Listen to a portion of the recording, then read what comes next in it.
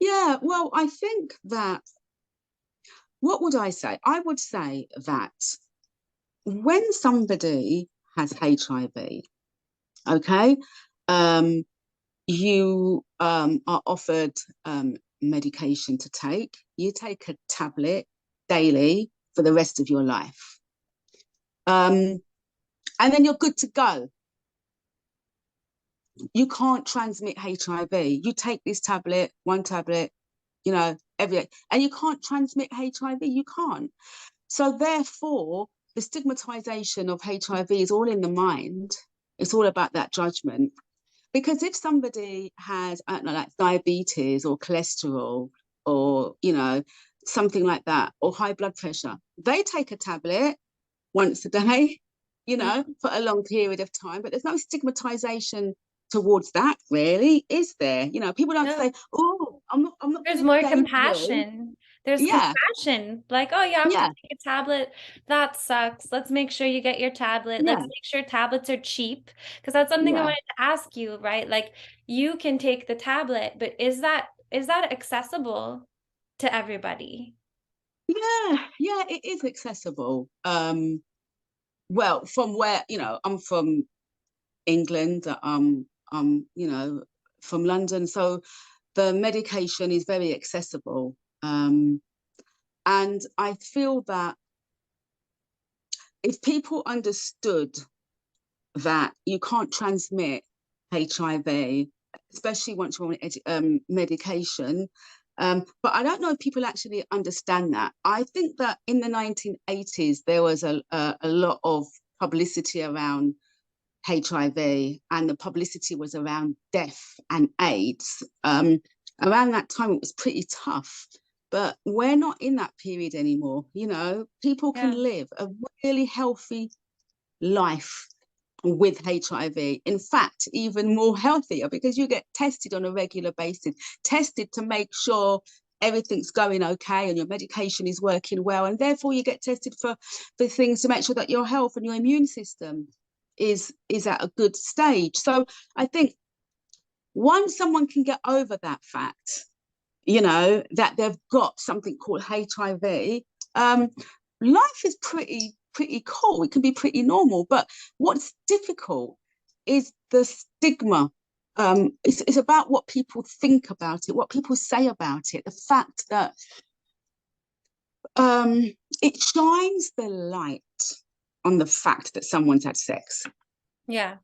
So in terms of doesn't the it? stigma, I think probably as a society, we've all internalized some of these messages, right? But what are some of the biggest messages that stick out in your mind that is stigmatizing about having HIV? So obviously, like you have sex, okay, like so do most people, but like what about that? Like maybe you could expound on that a little bit. Oh, look, 98% of the adult population in the world has had sex at least once, right?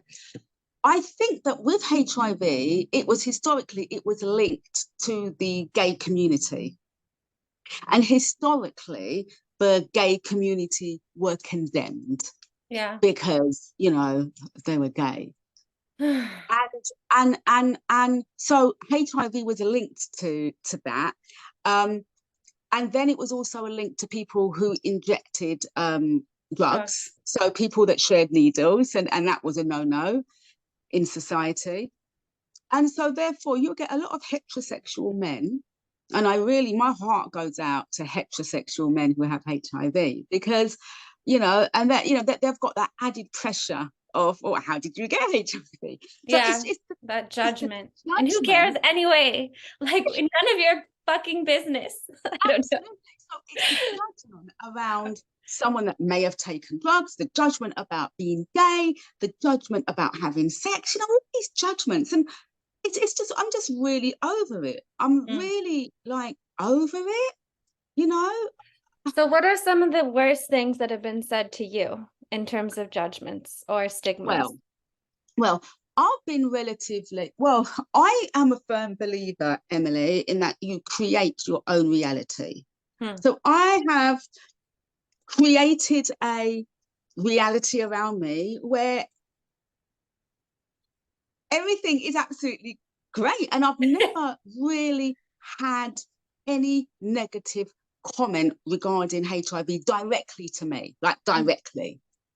But I have had some a family member say something quite nasty, but then they apologized afterwards. So yeah, apart from that one comment, I haven't really experienced stigma. My stigma is self. All Yeah, the stigma that I've self-stigmatizing. experienced comes from self. And you'd know about that in terms of trauma and Yeah. how we manage trauma. Yeah, I mean, obviously, I would think maybe getting the diagnosis initially was traumatic. That is a trauma for you, obviously. Yeah. I mean, the whole goddamn thing was traumatic. And the thing about it was because of my upbringing, I was, brought up Catholic, and there was sin, and then there was good girls and bad girls. And, I was Burning brought up that fires of hell. Don't forget about those, Louise. They're coming for you any instant, okay? I'm going to go to heaven because I had sex before marriage, or after. So yeah, all that had a part to play, but it was a self-stigmatization, so I did not like myself very much. And you know what made it worse, Emily? I didn't realize how low my self-esteem was, because Yeah. I portrayed a completely different person.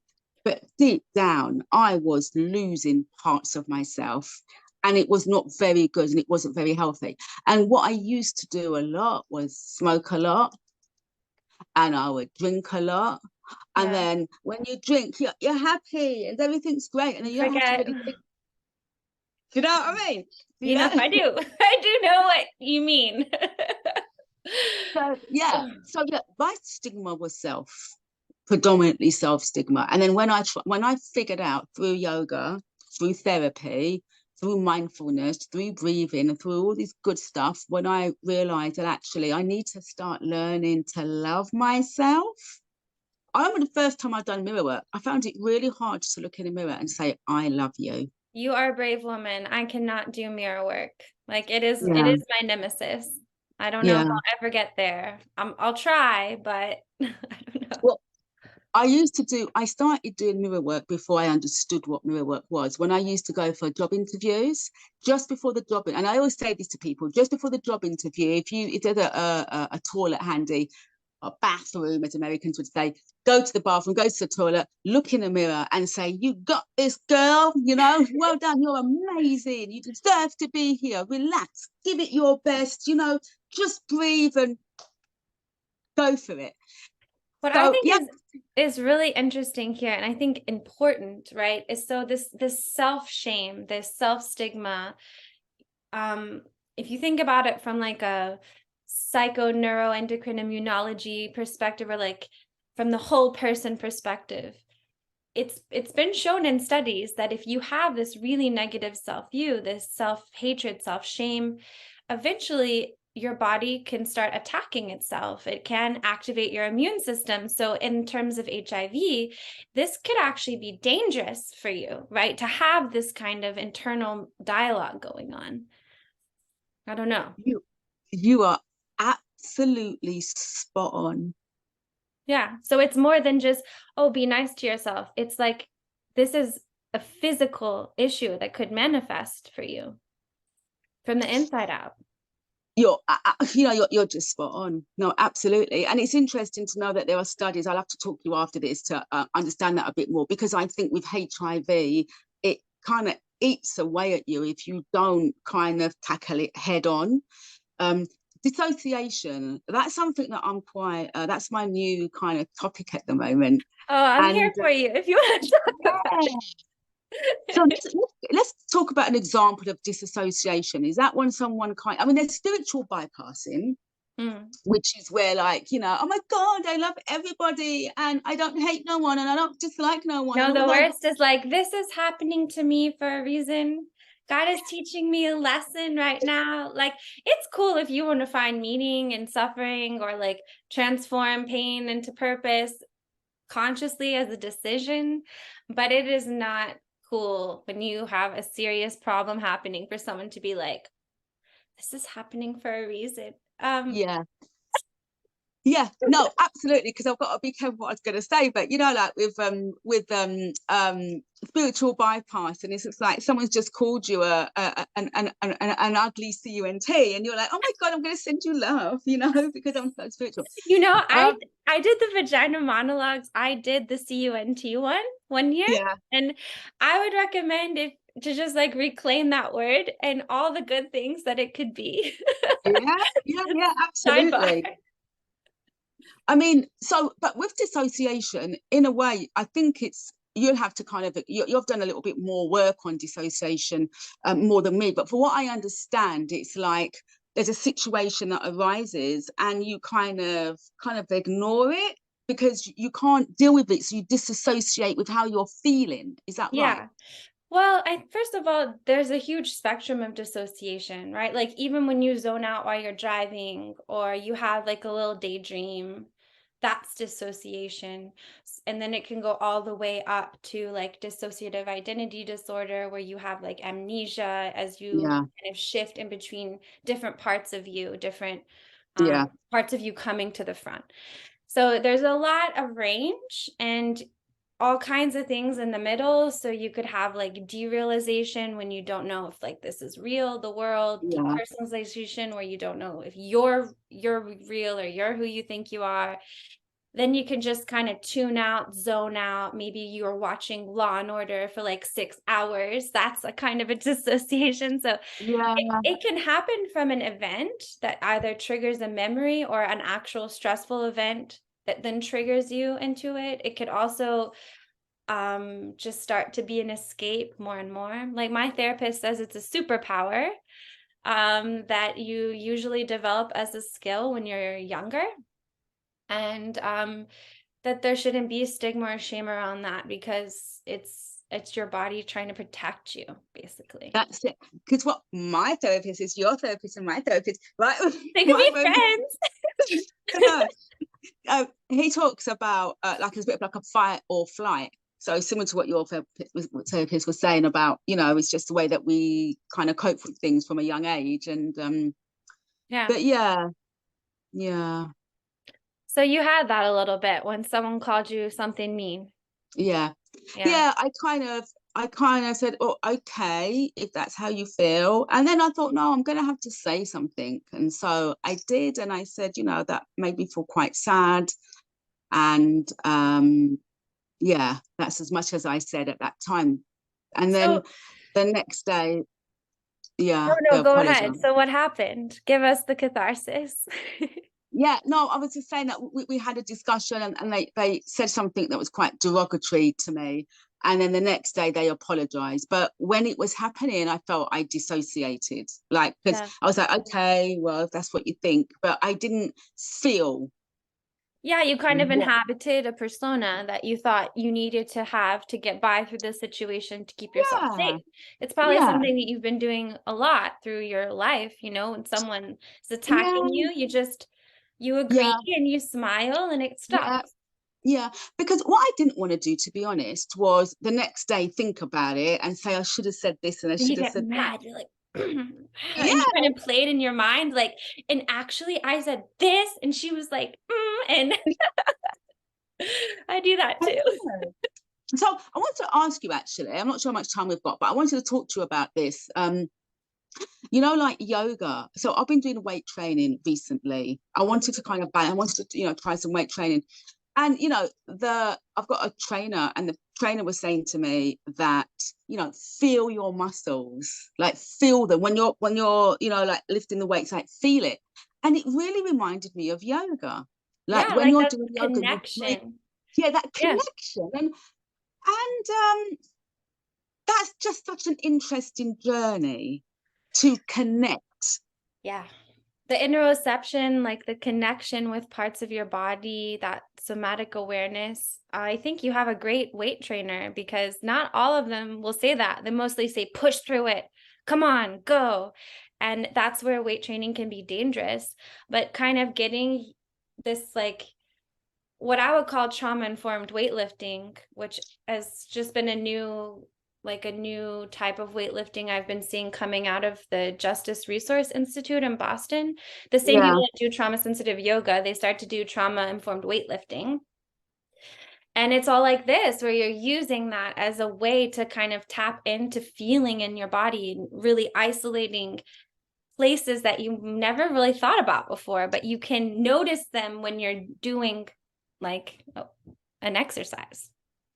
Yeah, and I'm kind of fascinated with it, you know, and I think that I am going to speak to her about trauma-informed weightlifting because I think she's naturally doing it. Yeah, That she's she's probably just naturally doing it already and not knowing. without realizing it. But I will speak to her about it because she's so like, you know, if you can't do it, it's not about pushing yourself. You know, you do what you can do, and yeah, I'm really enjoying it. I'm really enjoying feeling like my muscles as I'm kind of doing it, and it's new for me because I think for many years I've dissociated, starting with, you know, with HIV. I completely shut down, and I was leading a life that I wasn't able to be. I didn't feel like myself. I lost part of myself. I Yeah. lost part of my sexuality, and that is such a challenging thing to have to go through,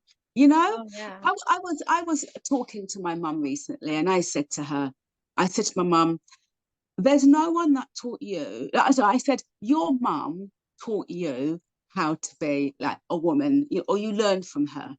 Yeah. I said, but who taught your mum? I said, you taught me, and I'm teaching my daughter. No one gives us books. We just see stuff around us. We see the women in our lives, and then we see stuff on television, or we see our family, our community.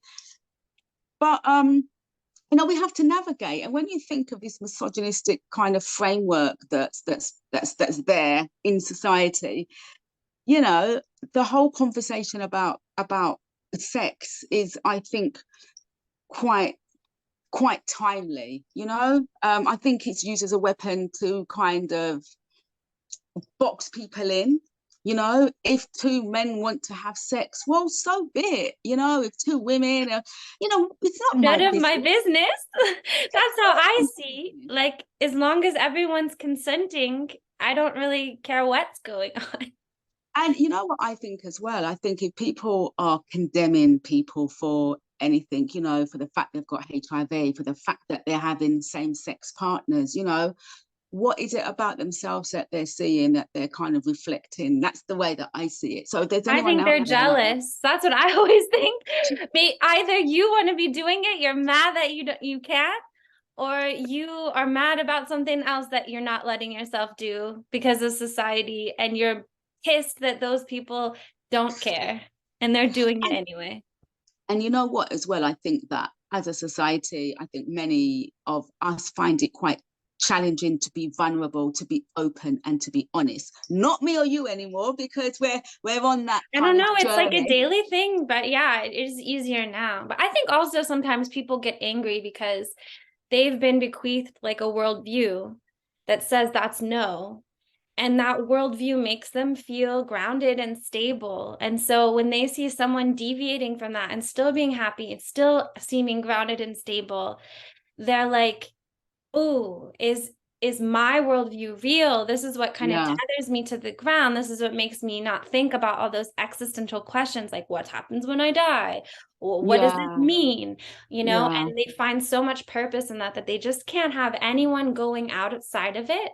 Or it's kind of like in Inception when the other dream people realize you're not in the dream and they attack you, right? That's how Yeah. I think those people are acting too. I don't know. Yeah, no, I mean, I agree with you, and I think that I am a true believer in that we are on this earth to learn something. Otherwise, what are we doing here? You I know, don't know. we are. If you ask my partner, he said it's all random. Nothing happens after you die, and we're just kind of here. Who knows? Like, there's so many ideas. We had a yoga class together. Were you at that session with Pawan when we were all asked what we believe was our purpose here and what happens when we die, and everyone went around and said it? I think It so. was a really interesting thing because Uh, everybody had a different idea. Yeah, well, that's my view is that the journey never ends. You know, you don't get to a stage and you think, oh my God, I'm so spiritual, I'm enlightened, everything's great. I think that it's an ongoing journey, and I Yeah. think that and it's about learning. I You want to know, ask you before we go, because it's almost time. I want to ask you before to kind of come back full circle. So, like, as someone who does not have HIV, what do you want us to know? Like, what do you want to say to us about the community being positive? Like, what should we know? okay. What I want to say is show your support, because when I went onto the net and I typed in celebrities, female celebrities that have HIV, hardly anyone come up.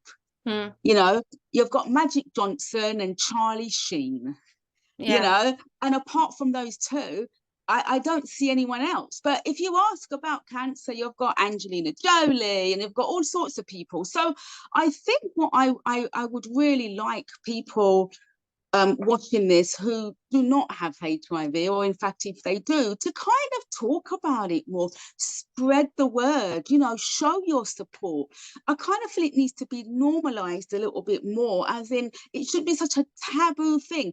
And the second thing that I'd like to say is you can't catch it, from drinking a cup of tea or sitting on a toilet seat and all this kind of stuff. And I think the third thing that I'd like to say is get tested, because my darlings, any of you watching out there, it does not discriminate. It doesn't matter if you're white, you're black, you're Asian, you're whatever country you're from, whoever you are, however hot you think you are, it doesn't discriminate. If you have sex, there's always a slight chance that you could get HIV.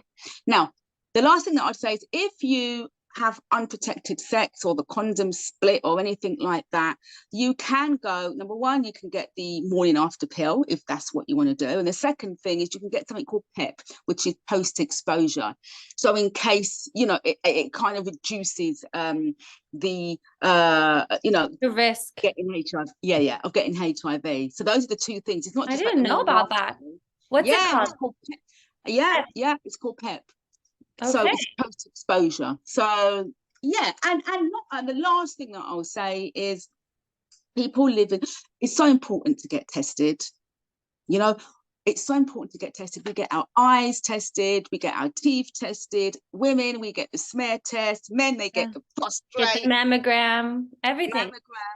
You get all these things done. Get yourself a sexual health check, because if you have HIV and you don't know that you have it, it can escalate into AIDS. Yeah. And sometimes if it goes